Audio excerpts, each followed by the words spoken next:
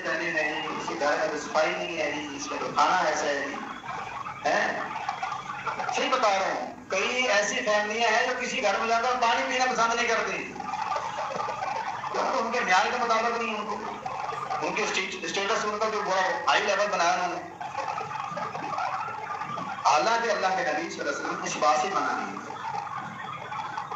حضرت عائشہ صدیقہ رضی اللہ تعالیٰ عنہ امہات المؤمنین عافیہ رضی اللہ تعالیٰ عنہ نے ایک مرتبہ ذکر کر دیا اپنے شوہر کا.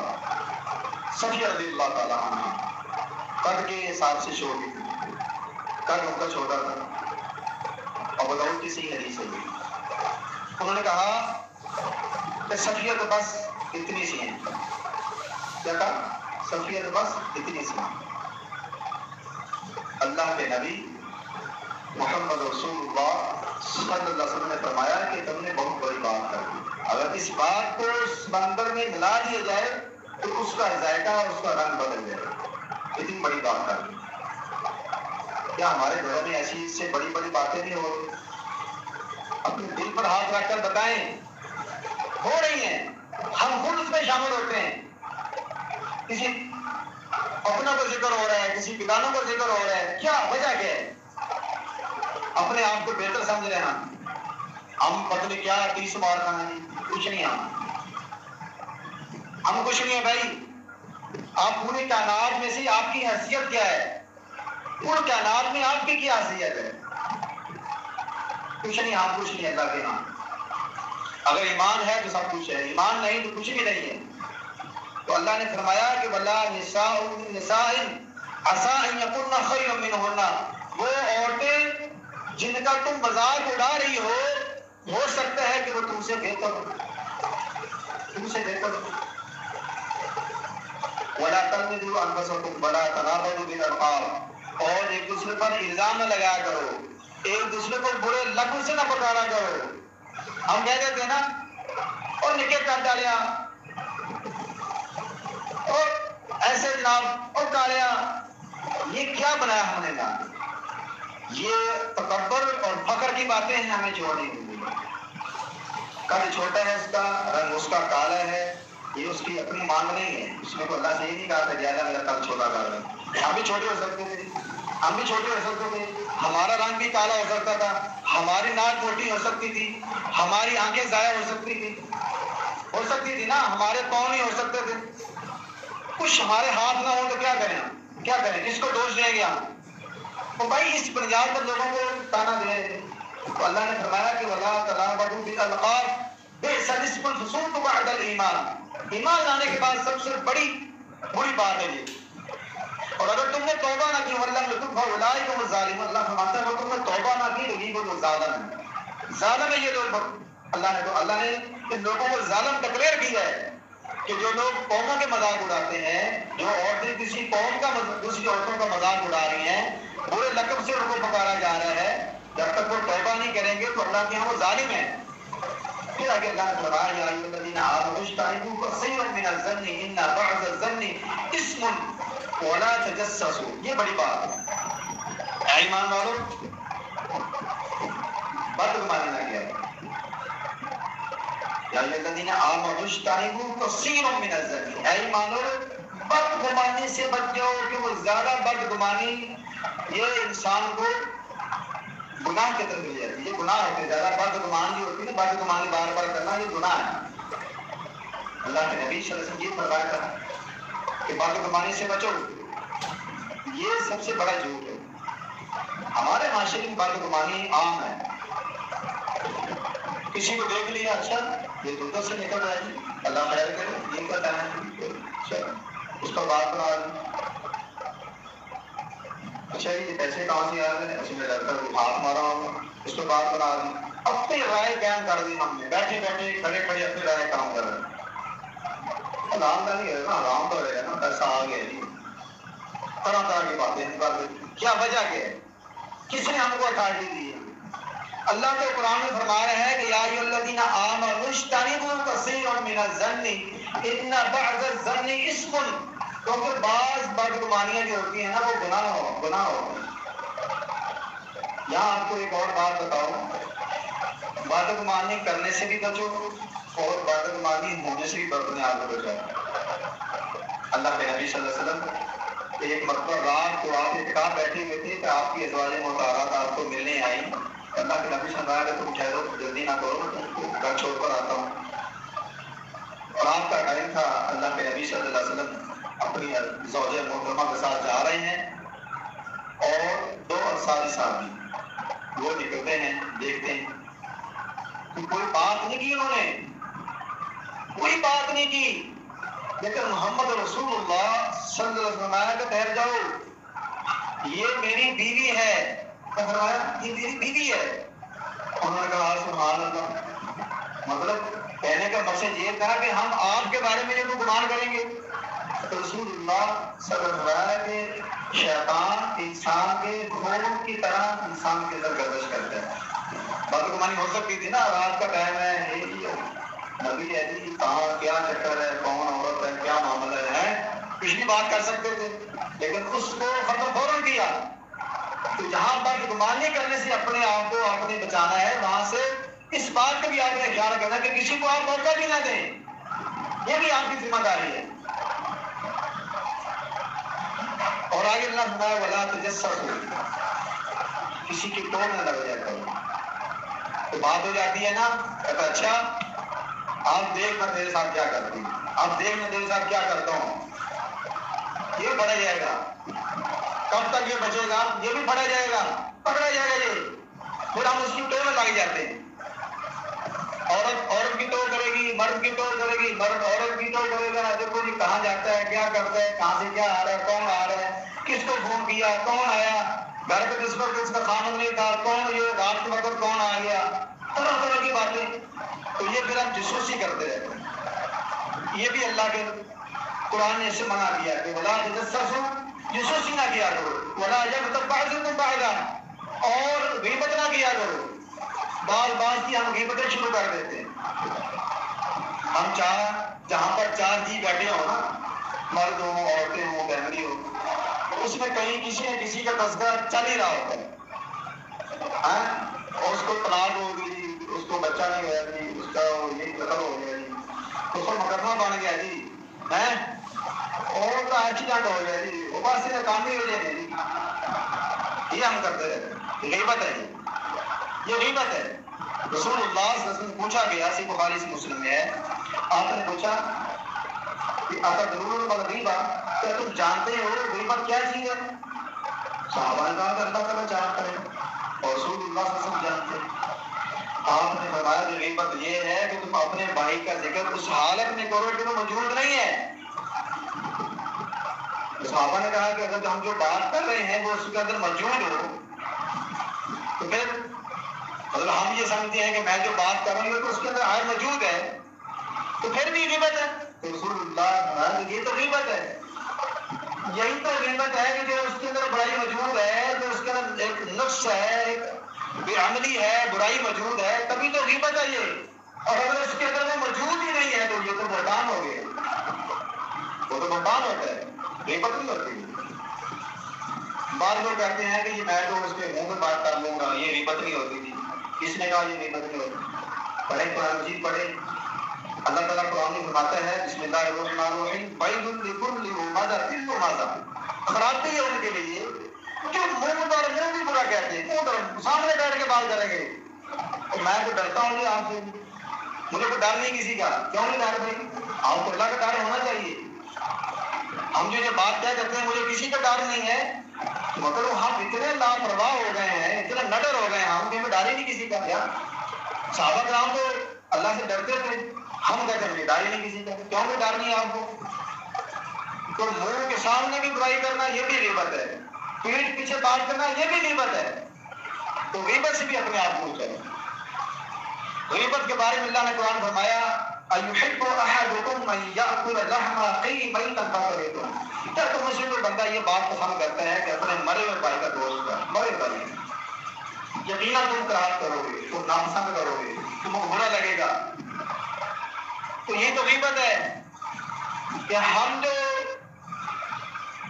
جہاں 10 افراد بیٹھے ہیں، کسی نہ کسی کا ہم لگے ہوئے پیچھے لگے ہوئے ہیں، ہم ایک بات اور اگر کوئی بات آپ اصلاح کے لیے کر رہے ہیں اور متعلقہ آدمی سے کر رہے ہیں جس کی وہ ذمہ داری بنتی ہے، ایک اولاد ہے، ایک بیٹا ہے، بیٹی ہے، اور اس کے متعلقہ اس کے والد کو، اس کی والدہ کو، اس کے بڑے بھائی کو بتا رہے ہیں ایز اے اطلاع کہ دیکھیں بھائی میں نے یہ بات دیکھی ہے، آپ اس کے معاملات کو دیکھیں، آگے معاملات بڑھ نہ جائیں تو ٹھیک ہے۔ اور اگر آپ اس کو اس بندے کے پاس ذکر کر رہے ہیں جس کا اس کے ساتھ لنک ہی نہیں ہوتا، تعلق ہی نہیں ہے، تو غیبت میں آئے گی یہ بات۔ آپ کسی بندے کی برائی، شاہ کے رکن کی، آپ مقامی امیر کو، صوبائی امیر کو بتا رہے ہیں کہ یہ بات ہے، تو گویا آپ اس کی اصلاح چاہتے ہیں، اس بندے کی اصلاح چاہتے ہیں کہ اس بندے کے اندر یہ خامی ہے، یہ غلط کام کر رہے ہیں، اس سے اس کی آخرت کو نقصان ہے، دماغ کو نقصان ہے، تو وہ بات الگ ہے۔ لیکن ویسے معاشرے کے اندر یہ بات اللہ نے منع کی ہے، وَلَا يَغْتَبْ بَعْضُكُمْ بَعْضًا أَيُحِبُّ أَحَدُكُمْ أَن يَأْكُلَ لَحْمَ أَخِيهِ مَيْتًا فَكَرِهْتُمُوهُ وَاتَّقُوا اللَّهَ إِنَّ اللَّهَ تَوَّابٌ رَحِيمٌ۔ اللہ نے پھر فرمایا کہ اللہ تعالیٰ سے ڈرتے رہو، ڈر جاؤ، اللہ تعالیٰ بڑا معاف کرنے والا ہے، بڑا رحم کرنے والا ہے، اللہ تعالیٰ توبہ قبول کرنے والا ہے۔ تو اسلامی معاشرے کے لیے اللہ تعالیٰ نے اس صورت کے اندر بہت سے بنیادی اصول بیان کیے ہیں۔ کچھ باتیں جو ہیں وہ ایسی ہیں جو ہمارے معاشرے کے اندر عام ہو چکی ہیں، جس کا کچھ ذکر کروں گا، وقت بھی کام ہے۔ ہم ایک دوسرے کو معاف نہیں کرتے، درگزر نہیں کرتے، لیکن ہم بھی، مجھ سے غلطی ہو سکتی ہے، کرتا ہوں، آپ سے ہو سکتی ہے، آپ سے غلطی ہو جائے معاف نہ کرو، مجھ سے غلطی ہو جائے معاف نہیں ہے، کہو گا مجھے معاف کر، یہ بڑا معیار، یعنی معاف کر دینا یہ اللہ کا حکم ہے، بل یعفو ولیصفحوا، معاف کرو اور درگزر کرو، معاف کرو اور درگزر کرو، یہ بھی متقین کی صفات میں سے ہے، متقین کی صفات میں سے ہے۔ سورۃ آل عمران کے اندر اللہ تعالیٰ نے فرمایا ہے، اس کا ذکر متقین کی صفات میں سے یہ صفت بھی ہے کہ وہ درگزر کرتے ہیں، والعافین عن الناس، لوگوں کو معاف کرتے ہیں، والکاظمین الغیظ، غصے کو پی جاتے ہیں، یہ بھی بڑی بات ہے کہ غصے کو پی جائیں، برداشت کر دیں، غصہ میں ابھارے گا، لڑانے پر، قتل و غارت پہ اور تنازع پہ ہے، تہمت پہ، غیبت پہ ابھارے گا، تو ہمیں غصے کو برداشت کرنا ہے، پی جانا ہے۔ صحیح بخاری میں ہے، ایک شخص آ کر پوچھتا ہے اللہ کے نبی صلی اللہ علیہ وسلم سے، آپ مجھے وصیت کریں، کہ رسول اللہ صلی اللہ علیہ وسلم نے 2 مرتبہ فرمایا کہ لا تغضب، غصہ نہ کیا، غصہ نہ کیا۔ یہ بھی معاشرے کے لیے انتہائی ضروری ہے کہ آپس کے اندر معافی اور درگزر کرتے رہنا چاہیے، ایک دوسرے کے لیے خیر خواہی کرے، خیر خواہی ہم نہیں کرتے، ہم کہتے ہیں ایک کہیں نہ کہیں پھنسے گئے جی، اب میں نے دیکھا اس کو ویسے میں نے پٹی پڑھائی ہے، بس گیا یہ تو اس کا کام ہو گیا، ہم اس کو گرانے کے چکر میں ہے، اٹھانے کے چکر میں نہیں ہے، تو یہ بندہ گر گیا اس کو اٹھا رہے نہیں، اس کھڑے ہوئے بندے کو، اس کو گرانے کے لیے ہم نے پوری کوشش کرنی ہے، حالانکہ اس کو زور زیادہ لگانا پڑے گا، تو گرانے کے لیے نہیں، اٹھانے کی کوشش کریں کہ بندہ کسی وجہ سے کوئی اس کو ڈس ہو گیا ہے، اس کو خیر نہیں کرے۔ اللہ کے نبی صلی اللہ علیہ وسلم نے فرمایا تھا الدین نصیحہ، دین خیر خواہی کا نام ہے، اللہ کے لیے، رسول صلی اللہ علیہ وسلم کے لیے، کتابوں کے لیے، عام مسلمین کے لیے، امراء کے لیے، سب کے لیے خیر خواہی کریں۔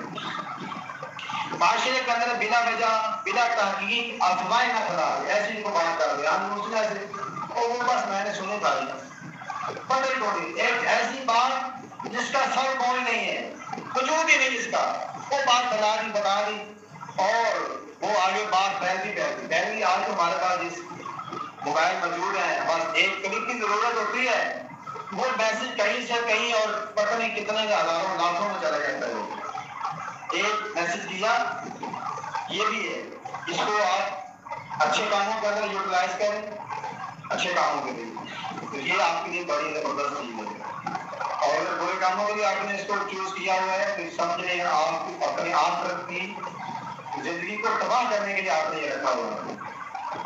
اب یہ نہ سمجھے کہ یہ یار جو کر رہا ہے وہ بھی دیکھنے والا، کوئی بھی زبان سے بات نہیں نکلتی، کبھی جملہ ادا نہیں ہوتا، لکھنے والے موجود۔ تو معاشرے کے اندر بلا تحقیق جو ہے وہ کوئی ایسی بات نہ پھیلا دے، اور بعض بات خبر ایسی آ جاتی ہے کہ جو بندہ غیر معتبر ہے، غیر معتبر بندے نے خبر دے دی، کوئی بڑی خبر دے دی، تو اس پر یقین نہ کریں، اس کی تحقیق کریں کہ یار اس بندے نے بات کی ہے یا نہیں کی ہے۔ آپ کو میں واقعہ سناتا ہوں، مختصر سناتا ہوں۔ اللہ کے نبی صلی اللہ علیہ وسلم کے پاس حارث رضی اللہ تعالیٰ عنہ آئے، انہوں نے اسلام قبول کیا۔ اللہ کے نبی صلی اللہ علیہ وسلم نے معمول کے مطابق بتایا کہ اپنی قوم کو بھی اسلام پیش کرنا، اور پھر جب وہ اسلام قبول کر لیں پھر اس سے زکوٰۃ بھی ان کے بالوں کی بنتی ہے وہ اکٹھی کر کے رکھنا، فلاں فلاں موقع پر میں بندے کو بھیجوں گا تو وہ آپ سے زکوٰۃ وصول کر لے گا۔ یہ بات بھی گزرے گا اپنی قوم اور قبیلے میں۔ اس وقت یہ ہمارے پاس جیسے کمیشن رابطے کے لیے ہے، ایسے لوگ تھا نہیں، تو لیٹر یا کوئی ایسی میسج سسٹم یا کال سسٹم جو تھا نہیں، تو اللہ کے نبی صلی اللہ تعالیٰ عنہ کو بھیجا کہ جاؤ ان سے زکوٰۃ وصول کر کے آؤ۔ اچھا وہ جاتے ہیں تو کسی وجہ سے وہ راستے سے واپس آ جاتے، آگے نہیں گئے، راستے سے واپس آ گئے، اور آ کر کہا کہ اللہ کے نبی صلی اللہ علیہ وسلم حارث نے تو مجھے زکوٰۃ دینے سے انکار کر دیا ہے اور مجھے قتل کرنے کی دھمکی دے دی۔ حکومت گورنمنٹ کو چیلنج، گورنمنٹ کو چیلنج، اللہ کے نبی صلی اللہ علیہ وسلم فوج کو بھیجا، فوج کو، تو یہ بات اس نے کیسے کر دی؟ اچھا اوپر سے وہ بھی سوچ رہے تھے، حارث رضی اللہ تعالیٰ کہنے لگے کہ اللہ کے نبی سے وعدہ کیا تھا، آپ وعدہ خلافی نہیں کرتے، آپ یا تو ہم سے ناراض ہو گئے ہیں جس کی وجہ سے آپ نے بھی اپنا قاصد نہیں بھیجا، یا بھی معاملہ اور ہے۔ وہاں سے انہوں نے بھی بڑے بڑے سرداروں کو، اپنے قبیلے کے سرداروں کو اکٹھا کیا کہ آؤ جی بات کرتے ہیں، کیا معاملہ ہے، زکوٰۃ وصول کرنے والا بندہ کیوں نہیں آیا، وجہ کیا ہے؟ یعنی بندہ مطلب آج پروگرام کا جیسے اگر ہم کسی وجہ سے نہیں آئے تو ظاہر ہے جہاں کا جو مقامی امیر ہے اس کی ذمہ داری بنے گی، یار کیا وجہ یار انہوں نے آنا تھا کیوں نہیں آئے، چلو آج تو فون کر لے گا نا، اگر یہ فون نہ ہو تو ظاہر ہے پھر کسی اور ذرائع سے کوشش کرے گا، یہ اللہ خیر کرے بھائی کو حادثہ ہو گیا، کوئی اور معاملہ ہو گیا، کیوں نہیں پہنچے، کریے تو ٹھیک۔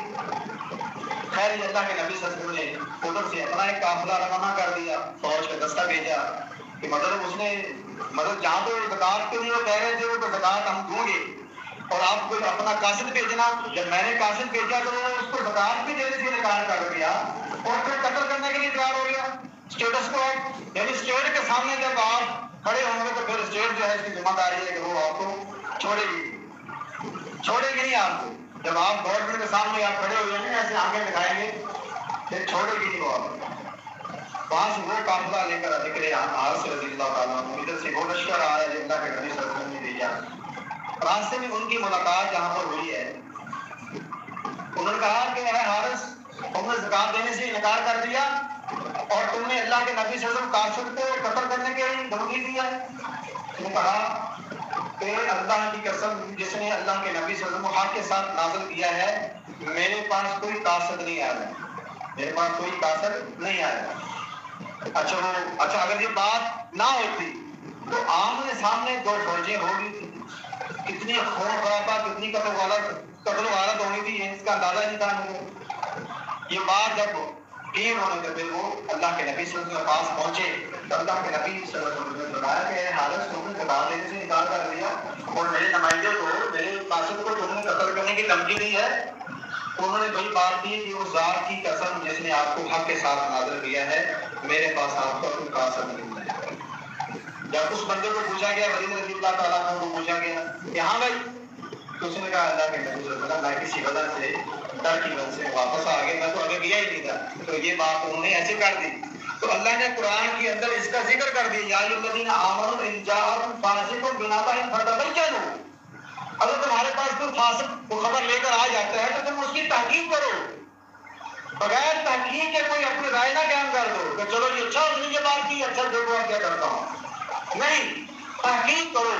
تو آج بھی ہمارے معاشرے کے اندر کئی طرح کی باتیں افواہیں پھیلائی جاتی ہیں، خاندان کے حوالے سے، جماعت کے حوالے سے، عمرا کے حوالے سے، تو اس کی تحقیق کرنا یہ ہم سب کی ذمہ داری ہے کہ آپ متعلقہ آدمی کو بتائیں کہ یہ بات جو مجھ تک پہنچی ہے کیا یہ درست ہے؟ اگر اس کے پاس ہوگی بات وہ آپ کو بتا دے گا، اگر اس کو نہیں معلوم ہوگا تو وہ یہی کہے گا کہ میں اس کے بارے میں تحقیق کرتا ہوں، معلوم کرتا ہوں اور پھر آپ سے میں انشاءاللہ رابطہ کروں گا۔ تو یہ بھی معاشرے کے لیے ضروری ہے کہ معاشرے کے اندر بلا وجہ بغیر تحقیق کے باتوں کو افواہیں نہ پھیلائے، معاشرے کے اندر بے حیائی کی باتوں کو نہ پھیلائے۔ یہ بھی بڑی بات آج معاشرے کے اندر ہو چکی ہے کہ معاشرے کے اندر برائی کو عام کرنے کے لوگوں نے بڑے بڑے چینل اور بڑے بڑے جناب بنائے ہوئے ہیں، یوٹیوب پہ، فیس بک پہ بڑے بڑے پیج بنائے ہوئے ہیں۔ تو آپ نے ان سے اوائڈ کرنا ہے، ان سے بچنا ہے، اپنے آپ کو بچانا ہے، اپنی فیملی کو بچانا ہے، عورتوں کو بچانا ہے، بچیوں کو بچانا ہے، کیونکہ وہ اس کا زیادہ شکار ہو رہی ہیں۔ بچے جو ہے نا وہ زیادہ اس برائی کی طرف مائل ہو رہے ہیں۔ تو اپنے آپ کو بھی بچانا ہے، وہاں پر بچوں پر بھی نظر رکھنی ہے کہ ہمارے گھروں کے اندر ہماری خواتین، ہمارے بچے، ہماری بیٹیاں، ہمارے بیٹے کیا کر رہے ہیں۔ یہ ذمہ داری بنتی ہے ہماری، جو گھر کے سربراہ ہیں یہ ان کی ذمہ داری ہے، کیونکہ اس کے بارے میں تو اللہ نے پوچھنا ہے۔ جو تمہاری رعیت ہے، تمہاری رعیت کے بارے میں اللہ نے سوال کرنا ہے، اور اللہ کے نبی صلی اللہ علیہ وسلم یہ فرمایا کہ کلکم راعٍ، تم میں سے ہر ایک نگراں، ہر ایک چھوٹا ہو بڑا ہو سب نگراں اس میں ہے، وکلکم مسئول عن رعیتہ، اور اس سے اس کی رعیت کے بارے میں سوال ہوگا، پوچھا جائے گا۔ لہذا یہ بھی معاشرے کے لیے ضروری ہے کہ معاشرے کے اندر گناہوں کو نہ پھیلایا جائے، بے حیائی کو نہ پھیلایا جائے، اپنے پشیدہ گناہوں کو ظاہر نہ کریں۔ گناہ جو آپ سے سرزد ہو گئے ہیں اس کو آپ پردے میں رکھیں، اس کو پشیدہ رکھیں، یہ بھی ضروری ہے۔ اور جو لوگ ظالم ہیں یا مجرم ہوں تو ان کی طرف نہ جھکے۔ ہمارے معاشرے میں یہ سب سے بڑا المیہ ہے، اگر میرا بھائی مجرم ہے تو میں یقینی طور پر، حالانکہ مجھے کرنا نہیں چاہیے، یقینی طور پر میں اپنے بھائی کی حمایت کروں گا، اپنے بھائی کی حمایت کروں گا۔ میرا بیٹا ہے، میری بیوی ہے، میری بیٹی ہے، میری بہن ہے، میرے والدین ہیں، ان سے کوئی ایسا معاملہ ہو گیا تو میں ان کی طرفداری کروں گا۔ حالانکہ یہ اللہ نے اسے منع کیا، اللہ نے یہ فرمایا کہ تم انصاف کو قائم رکھو، اعدلوا هو اقرب، انصاف کیا کرو، وہ انصاف کے تقوی کے زیادہ قریب ہے۔ انصاف کرنا تو انصاف کو لازم کر رہے ہیں۔ اور یہاں پر اللہ رب العالمین نے یہ بھی تذکرہ کیا ہے کہ جو لوگ سے بخاری سے مسلم ہے، اللہ کے رسول صلی اللہ علیہ وسلم فرماتے ہیں کہ اللہ تعالیٰ فرماتا ہے کہ میری امت کے سارے گناہ معاف ہو جائیں گے، مگر ان لوگوں کو اللہ معاف نہیں کرے گا جو ظاہری طور پر اور کھلم کھلا گناہ کرتے ہیں، یعنی کہ گناہ کر کے بھی سب کے سامنے کہتے ہیں ہاں جی میں نے یہ گناہ کیا ہے، یہ بڑا مجرم، یہ بڑا مجرم۔ تو یہ بھی معاشرے کے لیے ضروری ہے۔ معاشرے کے حوالے سے کئی چیزیں ایسی ہیں جو بیان کرنے کے قابل ہیں، وقت بتا رہا ہے کہ وقت کم ہے۔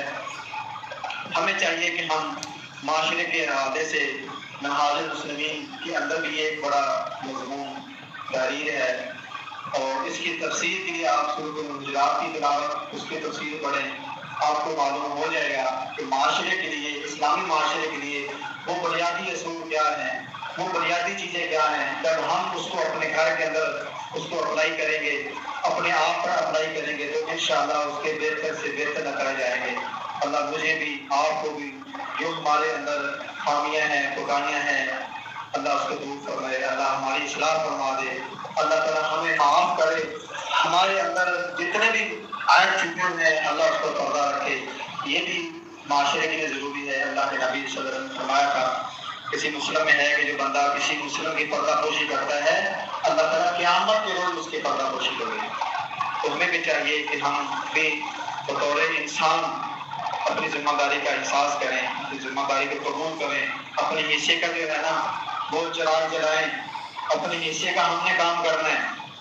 ہمارا حصہ کیا ہے کہ سب سے پہلے ہم خود اور اپنے اہل خانہ کو، یہ تو اللہ کو قرآن سناتا ہے، یا الذین آمنوا قوا انفسکم واہلیکم نارا، اے ایمان والو اپنے آپ کو اور اپنے اہل خانہ کو اس دوزخ کی آگ سے بچائیں۔